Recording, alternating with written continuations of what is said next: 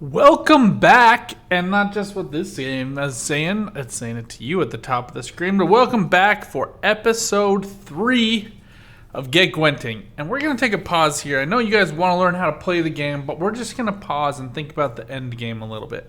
Just like it's important in any actual game that you play to think about what it takes to win, I think it's helpful to take a pause and to think, okay, what are my goals in Gwent? Do you just want to play this game to have fun with someone that you know and care about and love, like your spouse, husband, son-in-law, daughter, etc.? Well, you know, your goals might be slightly different than somebody who wants to try to win the Gwent World Masters by being the best player in the whole world and taking home $100,000 in cash. That can be an option for you as well. But the end goals have to start with smaller goals. And the biggest thing that everyone is going to want in this game are more cards and access to more cards. And this screen is what's going to introduce you to how to get more cards. So I'm going to walk you through just some very simple steps on things that you can do every couple of days to get on, play some Gwent, make progress, get more cards. Okay, so first things first, let's start top left to bottom right. This right here is called journey progression. So every 3 months or so, Gwent comes out with a journey. It's basically, if you've played other games that have like a season pass, it's Gwent season pass. And it is hands down by far the best value season pass I've seen in any game ever, period. It's $10 for 3 months. You get a whole bunch of rewards for it. You get extra free cards from it. You also get a skin that you can use as your leader, which I'll walk you through later. That is a famous character from the TV show or from the game or from the books. That's a lot of fun to interact with. So that's like the first thing here. It's not necessary, but it's a fun thing to interact with. The next one is your current rank. And the current rank matters because this is what's going to determine what rewards you get at the end of each season. And the seasons usually last for 1 month. They usually go from the first Tuesday of the month all the way through to the first Monday of the next month. And then they change on Tuesday. And you're going to go ahead and win as many games as you can to increase your rank.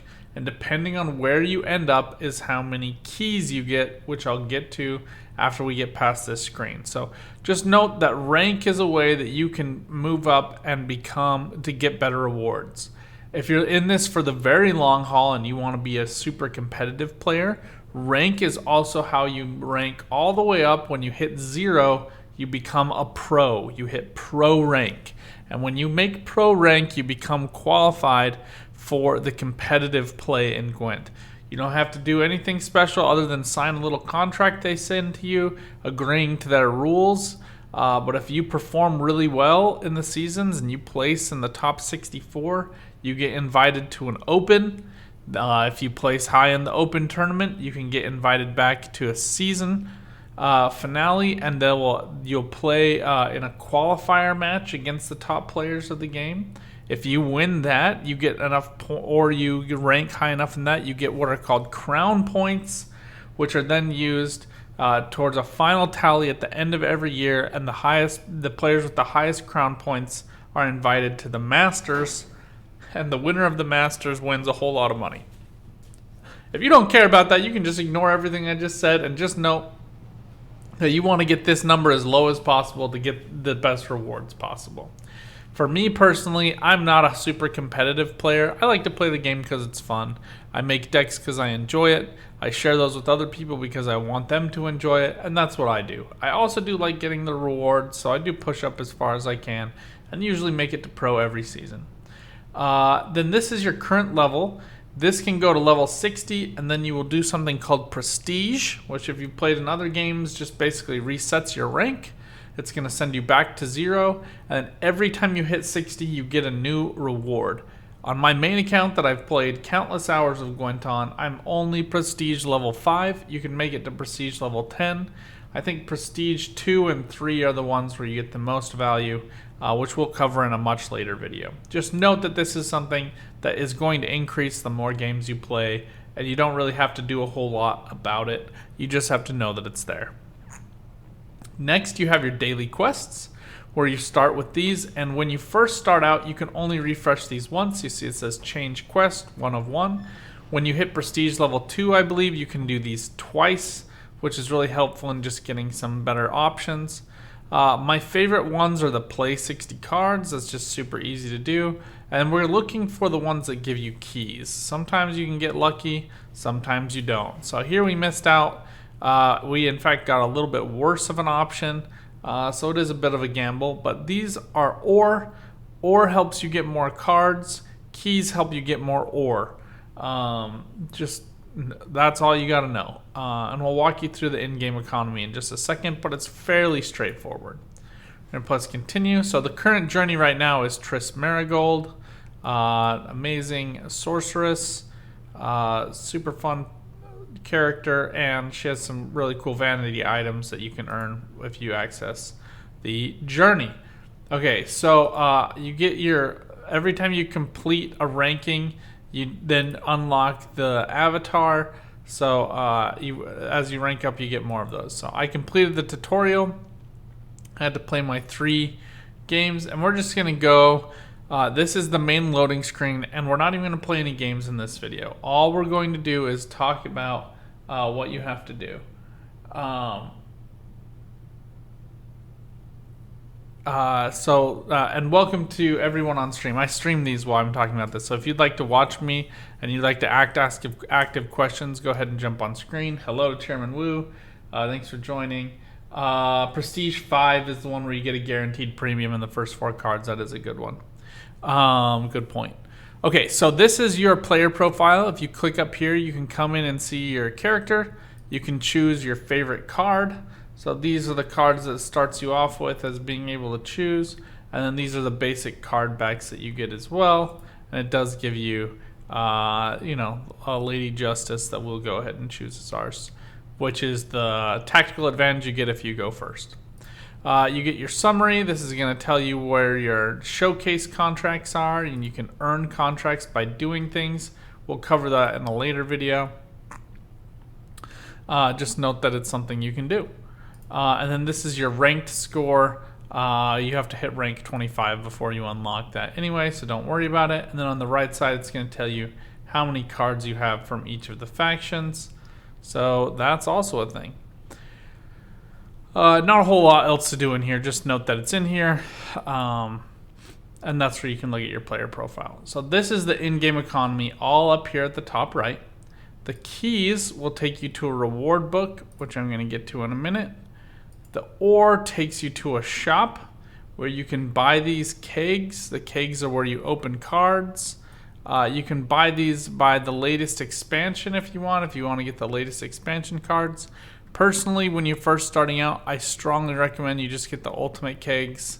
They have cards from every expansion, every faction, and even if you really are truly in love with one single faction like Skellige, as we started off with here, you're eventually going to want to try other factions. So just go ahead and get these ultimate kegs. That's what I would do. And I'm just going to show you here how you can do it. You can buy them for money, but Gwent is fairly free to play, to be honest. If you play enough, you're going to be able to get the ore, to get the cards pretty easily. And these are random drops. So I'm going to get these kegs. I'm going to go to open my goodies. That's going to allow me to open these kegs. And then I earned 2 as well when I first started. Now, all cards with this green diamond with the exclamation point, that means I don't have any of them. This symbol means that I have 2 of them in the unanimated version. So it looks like I got 3 new cards. And then if I ever see one of these that's green, that means so here, for example, this is an animated card. And I do think when you're very first starting out, you do want to try to take all of the cards you can, but the animated cards are very rare. So note that, if you're just trying to unlock as many cards as you can, always take the green ones. For me, though, having played this for a long time, I know this sounds strange, but you want to actually, if you are looking and you're going to play this game a lot and you want all of the animations, take them as soon as you get them. So even though I already have this Skjall card, I'm going to go ahead and take him That way I can get the animated version of him. And that's also going to allow me to show you something else in just a minute. But here, since I got this animated one, it now shows me as getting an animated card, which is the green card right here. So, and you can only have 1 gold and 2 bronzes in any deck. So even though I have 2 copies of him, I can never use 2 copies. I can only use 1. So we'll get to that in a minute. Just note that it is a thing. And hey, Sanjay, how's it going? All right, we're going to go and continue on to our next one. Looks like, so one other thing from this, I can go ahead and click on these cards individually, or I can open them all by pressing the lockbox in the middle. The card back design is what faction it is from. So this is, if you guys have played The Witcher 3, you know this symbol is for the Wild Hunt, so these are monsters. This symbol over here is for Syndicate, so that's kind of a lucky pull for me. I'm just going to go ahead and open these one at a time just to show you guys. Look, a brand new card, a brand new card, a brand new card, and a brand new card. Pretty great. And then we get these 3 options. So none of these are animated. I started off with Skellige, so I'm just going to go ahead and take him. All of those are kind of equal. But this card is actually from the brand new expansion. And if you want to know what expansion they're from, you can look at when you right click or hold down on the card, depending on if you're on mobile or if you're playing on a computer, you can see what expansion it's from. So this one is a symbol for Iron Judgment. This is the base game. This is the base game. This is the base game. And this is from Price of Power, which is the brand new expansion. I think there's been 6 expansions. I'll have to go back and just double check that, but that sounds right. We're going to open all of these. Oh, look, another Syndicate card. And you also notice that the color here is different on these. So the color also lines up with what faction it is. Orange is Syndicate, red is Monsters, purple is Skellige, blue is Northern Realms. We'll open this and see what's in the middle. Green is Scoia'tael. And then I think the one we're missing here is Nilfgaard, which is black. I think that's the only one we're missing. Monday, Tuesday, Wednesday, Thursday, Friday, Saturday. Yep. I just have to think through my head of what day I do which videos on, and that helps me check through all of them. All right, so Damoon Warship. I actually, when you first are starting off, if you don't have any of the cards and none of them are animated, I actually recommend going ahead and just grabbing all the Syndicate cards you can grab, because you don't start off with a base deck for them. So if you see an orange card, all else being equal, go ahead and take that one. Otherwise, you can follow my advice of picking the card that has the highest provision count. That's usually the better of the cards. There are also several Discord forums you can go on. You can jump on my Discord, which is down below in the description. Get on and just ask anyone there, hey, here's a screenshot of the cards I got. Which one should I take? And people are more than happy to share you their opinion. So that's pretty good. All right, looks like we got a gold here with Gerd. And he's also Skellige, so that's pretty fun.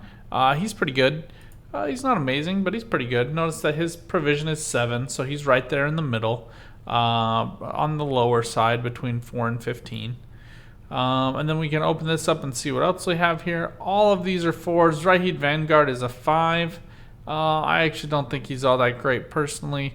I would actually just rather have this Syndicate card, even though he's not super good. He is playable in 2 factions. So note that I told you, look at the colors. This one's orange and green, which means he can be played in both Syndicate and in Scoia'tael. And one more thing I want to say, you'll notice this brown color of card is actually a neutral, which means it can be played in any deck. So that's cool, and that's a thing. All right, so there we go. Looks like we have purchased all of the in-game valuables that we can get. Yay for us, we're the best. You're the best. And then as you open these, you're going to just accomplish contracts. These are going to come up here in the top right. Just go ahead and click claim on those whenever you get them. There's no reason to sit on them. So here we got 50 ore just from opening our first keg, which allows us to open half of another keg. And then spending 100 ore got us one of these keys, which I'm going to show you how those keys work. Opening 3 kegs got us another keg by getting us 100 ore. And the only stuff you can buy with ore are kegs. So don't lose too much sleep over saving your ore for anything else. When you first start off, just spend it as fast as you get it and open these. But we're going to go through, we'll open some more kegs in just a minute. What I'm going to show you next is how to use the keys. So you're just going to go ahead and click on these, or you can go ahead and come down here. Since it's flashing, I'm going to go ahead and click on it. And you can click on your reward book, and this is going to tell you, hey, look, these are where you first start off, and all of these are locked. I can't do these until I get to level 10, so no stress over those. And there are 4 chapters to this book right now, and as they continue to expand the game and the game continues to grow, these are going to grow probably with every year. And you can go ahead and access each of these trees to go ahead and get some free cards. So that's a fun thing for you. And then this is just making me mouse over all of these in order to say that I've checked and looked at all of them.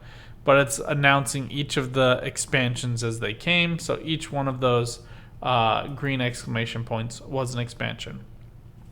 Now, when you first start off, I want you guys to come into this reward book, go to the right side, and click on Year of the Boar. And I want you to come to Year of the Wild Boar.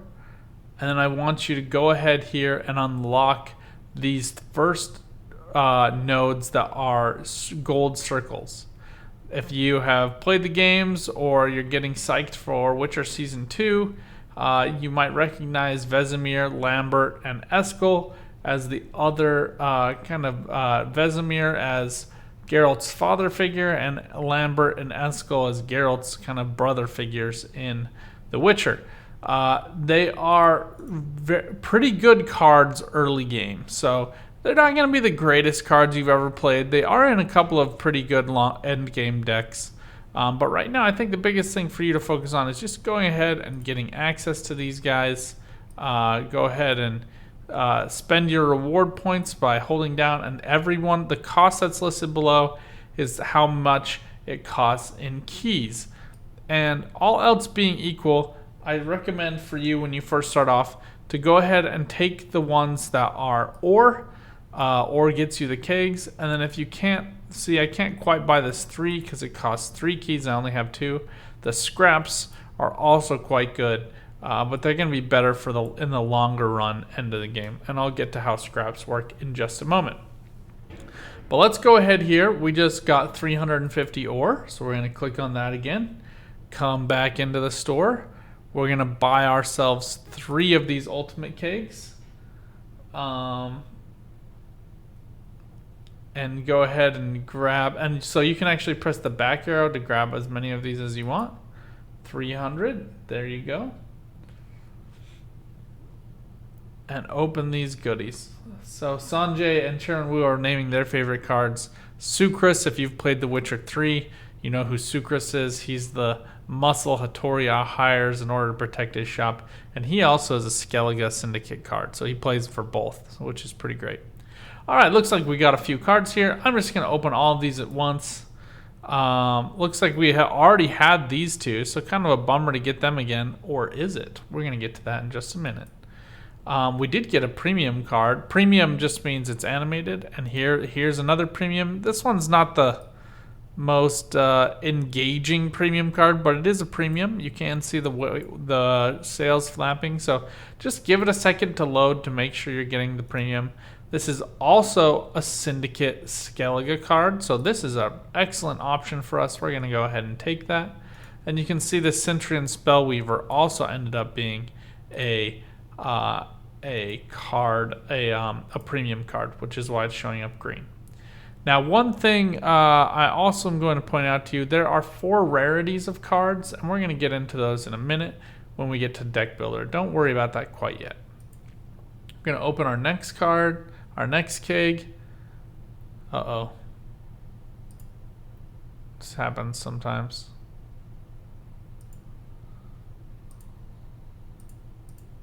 There it goes. Sometimes it just takes a little while to load up your super amazing cards you're about to get. So these 2 are neutrals. I can put them in any deck. We got another premium card, so that's great. And I think this is our first Nilfgaard card, which which is a little surprising, but you see that here is black, so there you go. And now we get these options. You know, all of these are pretty equal. I'm going to go ahead and take the Skellige card because that's just what we started off with.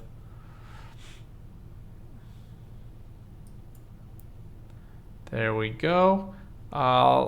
Pretty good options here.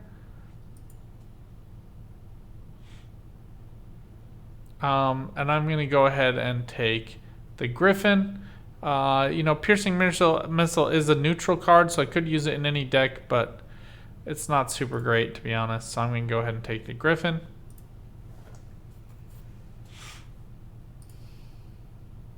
And it looks like we got a bunch of other new cards, so that's great. Again, I'm going to go with my advice and just take the Syndicate card. Note this meets a couple of my tests. One, it's the creepiest looking card in the game. No, just kidding. It has 5 provisions instead of 4 provisions. It's Syndicate. And it looks like it plays for a lot of points. 10 points at 5 provisions. Pretty good. So we're going to go ahead and take that one. Now we're going to back out of this, and I'm going to show you the next and last thing that we're going to cover in this video as part of getting new cards. So we're just going to go ahead and claim these contracts. Again, getting more ore. I'm going to buy these later. We have done enough for this video, I think. Look at that. 9 more reward points we got for spending our first reward point. So as you're seeing, this game kind of snowballs, especially in the early game. They just really do make it quite accessible for you. There's a lot of stuff that you're going to be working for over a long period of time. But we're just going to hop back in here, get back in this reward tree, and we're going to take one of these cards just so I can show you something. Looks like we have just enough to get up here and grab Vesemir, which gave us 700 ore. We got 200 ore and this Vesemir card right here. Pretty great. So we're quite happy with that. We get even another reward point for spending reward points. The rich get richer. Okay, so the next thing I want you to do is, this is meteorite ore. Don't worry about that. Just save as much as you can and worry about it much later into the game. That is basically what's going to turn your cards from an unanimated card into an animated card. It takes a long time to get there, so just save it as you get it. What you do want to use though are these scraps, and we're gonna try to save those up a little bit. My stream has been a little bit wonky. Yeah, that happens. But so when you first click this, it's going to give you this very first milling option, and I want you to do the premium, the resource focused. Sorry, the resource focused is going to mill all extra copies above deck limit with a preference to keep premium versions of cards. Recommended for those looking to quickly obtain resources in order to craft more new cards. The recommended standard is not a great option. Basically, remember how you can only use 2 cards at most? This is going to actually keep 3 to 4 versions of cards, which you just really don't need. And then premium focus is just going to keep all of the cards you could ever need. You'll always have a maximum of 4 cards, keeping an extra one ready for you to convert into a premium card. But you can only ever use 2 cards, and you want them to be premiums. So once you have 2 premiums of all bronzes and 1 premium of all golds, you're done. You don't really need the non-premium versions. And I know there's going to be some Nilfgaard player who's going to get on here and tell me how important it is for a Duchess Informant. Ignore those people. It is like there is 1 use ever. It's super limited, and it's really actually not all that helpful, and it's so nuanced that you're never going to want to use it, especially as a brand new player. So just ignore it. Choose resource focused. 99% of you are going to want resource focused. 1% of you are just going to do it the other way because you are a nonconformist. So we're going to go ahead and do this, and then show pop-up before milling is really helpful, just to remind yourself, oh, I probably don't want to mill that. So, and then this is also going to tell you how many you got. So remember, we had that extra Skjall card that we had, and that's good, and a couple of that Redanian Elite card. So there are 4 types, there are 4 rarities: common, rare, epic, and legendary. and we went ahead and grabbed those here. So I'm going to cover the cards that you want to get. This is just going to give you some of the basics. These are your card collection. These are all the cards you can create. And right now, the first thing I'm going to tell you guys is just do go to this section on the right. These are the filters, and click display only premium if premium available, non-premium if there is no premium card available. That's going to change. You see how there's copies of everything here?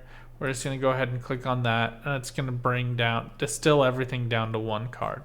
So all of these grayed out cards are ones that we have not yet unlocked.